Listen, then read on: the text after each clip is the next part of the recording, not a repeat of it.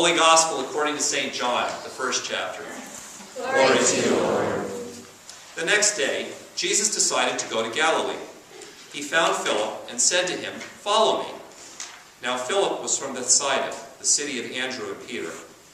Philip found Nathanael and said to him, "We have found him about whom Moses in the law and also the prophets wrote, Jesus, son of Joseph from Nazareth." Nathanael said to him, "Can anything good come out of Nazareth?" Philip said to him, "Come and see." When Jesus saw Nathanael coming toward him, he said, "Here is truly an Israelite in whom there is no deceit." Nathanael asked him, "Where did you get to know me?" Jesus answered, "I saw you under the fig tree before Philip called you." Nathanael replied, "Rabbi, you are the Son of God. You are the King of Israel." Jesus answered, "Do you believe because I told you that I saw you under the fig tree? You will see greater things than these." And he said to him, "Very truly I tell you, you will see heaven opened, and the angels of God ascending and descending upon the Son of Man." The Gospel of the Lord. So every time I read this Gospel reading, I ask myself, so what's with the fig tree?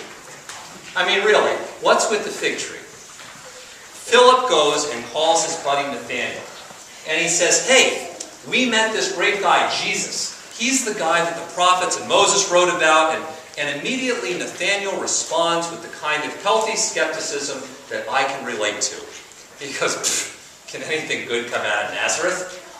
So, he goes with Philip anyway, and they go to start to see Jesus. And yet when Jesus says to Nathanael, "I saw you under the fig tree," all of a sudden, this skeptical Nathanael goes, "Rabbi, you are the Son of God. You are the King of Israel." It's the most ridiculous thing I have ever heard in any place in the Bible. This is the most ridiculous reason I have ever heard for somebody to begin to believe in Jesus. What's with the fig tree? Well, Nathanael does not explain what the thing is about seeing him under the fig tree meant. Nobody else in John's Gospel talks about what the fig tree is all about. So we only can speculate and guess about what the fig tree is all about. So over the years, over the centuries, quite a number of biblical scholars have tried to guess what the fig tree is all about. So some of them are good ideas, some of them are really out there, all of them are speculation. They range from sort of normal things like saying, well, maybe Philip or maybe Nathanael was sitting under the fig tree having one of those kind of moments in prayer where he says, "God, are you even out there? Is there any, how do I know? Give me a sign, God." And then all of a sudden Jesus says to him, "Hey, I saw you under the fig tree." But if that had happened to me, I would be more like, wow, that's sort of eerie and spooky, maybe, but I don't think I would come out with this, "Oh, you are the King of Israel, you are the Son of God." So a more interesting possibility that a number of people like just because it's a little bit more interesting is to say what really happened was that Jesus saw the secret sin that Nathanael had committed underneath the fig tree. It was the secret bad thing. But if Jesus said to me, "I saw what you did under the fig tree," I would be more like, I can explain that. It really wasn't the way it looked. I don't think I would come out with this, "Oh, you are the King of Israel, you are the Son of God," that kind of stuff. So what's with the fig tree? We're stuck really speculating because actually the fig tree and sitting under a fig tree was an absolutely ordinary, regular thing to do in those days. It meant nothing. I mean, if somebody said to you, "Hey, I saw you sitting under the fig tree," back then, it would be the same thing as if I were to say to you, "Hey, I think I saw you in the Starbucks the other day." I mean, there were more fig trees than there are Starbucks. So we're stuck simply speculating about this absolutely ordinary, regular thing that somebody would do. And on any given day, you might be sitting under a fig tree because it was simply an ordinary, regular place to be. If this, in fact, was down near the Jordan River, which is the scene that this immediately follows when Jesus is baptized, that area is always hot, even in the wintertime. And if things were hot, you didn't go and sit inside your house, because houses in those days were brick buildings that were very small and usually didn't have windows, so there was no ventilation. They were like ovens. So you sat under the fig tree in the middle of the day. It was absolutely normal, and that's where you did absolutely normal, ordinary, regular activities. That's where you took a nap. It's where you ate. It's where you gathered with your friends. You might pray, you might learn, whatever. That's where you took care of all your daily, everyday, regular things. And it was the place where you gathered with regular, ordinary people. You sat there with your family, your friends, your co-workers, with the regular people in your community. It was not where you went to go and find the rich things. So, if Nathanael was sitting under a fig tree before Philip called him, he was probably simply sitting in an ordinary place, doing ordinary things with ordinary people. And yet somehow, in the midst of his ordinary life, he must have sensed some kind of connection with God. Somehow, in the midst of his ordinary life, he must have experienced God's call to him. And maybe it was when Jesus kind of connected with that ordinary experience that Nathanael began to sense a kind of presence of God in his life that he had not sensed before. So I'm still not sure, what's up with the fig tree.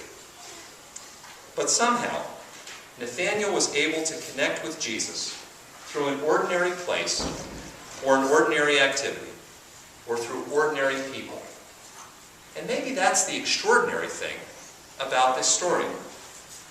Because so often, both for us and for people in the Bible, when we want to find God's revelation in our lives, when we want to connect with God, when we want to really feel God's presence, we're looking for something absolutely extraordinary. You know, it would be really cool if we could hear the voice from heaven, or see an angel stand in front of us, or feel the heat of the burning bush. But really, for most of us, if we're going to experience God acting in our lives, a real sense of God's presence, for the most part, probably our stories are going to sound more like Nathanael's. They're going to be more stories that sound like it was this fig tree, whatever the fig tree is in our lives. So maybe this call story isn't so much about remembering how Jesus called Philip and Nathanael, as it is Jesus' call to each one of us to pay attention to the fig trees in our lives. The ordinary people, the ordinary places, the ordinary activities we find ourselves in each day, and see whether or not those are the ways and the places that God's trying to connect with us.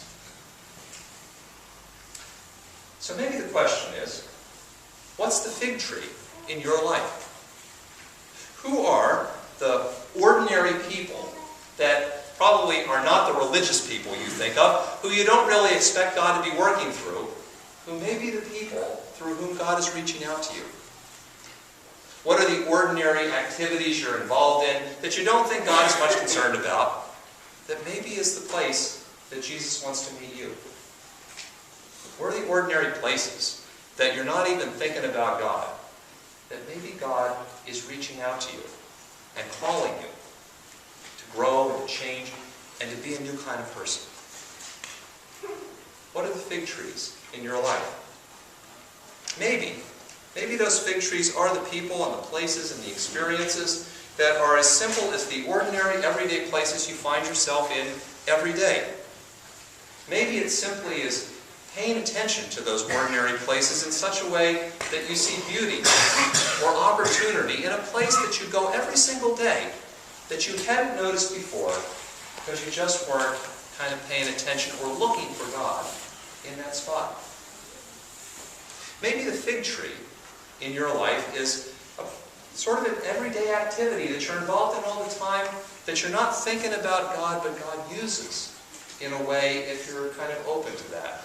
Any number of people have told me about how the place and the time that they're really able to listen to God is they're on their morning run, or they're doing regular, everyday kind of mind-numbing chores. That's the kind of stuff your mind doesn't have to focus on, so your mind is just kind of wandering. But those are the opportunities, sometimes those everyday activities, that God uses to talk to us and to move us. Maybe those are the fig trees. Maybe the regular people that you meet every day at work and in your neighborhood, maybe those are the people, even the people who don't think they're the fig trees in your life, that are the fig trees. Maybe you're the fig tree in their life. One of the reasons that we've incorporated this 3-minute rule at the end of worship, where we ask people to take 3 minutes to talk to each other, and especially people you don't know, is that often when you come and you gather as God's people and you go, you could be doing the same thing as Nathaniel, right? Hey God, I'm looking for you someplace. Where are you? Are you there? Do you care? And you find that care through a simple other person who turns to you and says, hi, how you doing? I want to listen to you for 3 minutes. I really do care what's going on.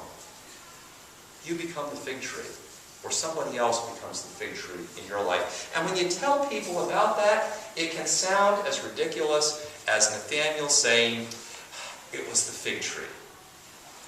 But sometimes those fig trees are the places that God meets us and creates a new kind of relationship with us and with God.